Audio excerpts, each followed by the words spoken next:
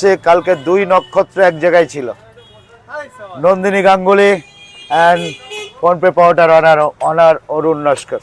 এই যে বিশ্ববিখ্যাত ফোনপে কাকা দোকান ফেলে রেখে চারিদিকে ঘুরে বেড়াচ্ছে, এতে কি ব্যবসার কোনো ক্ষতি হচ্ছে?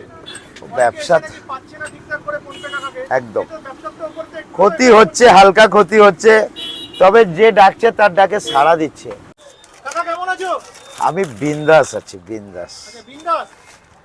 আচ্ছা বিভৎস ভাইরাল বাঘাযতীন ফোনপে পাওয়াটা এটাই। আচ্ছা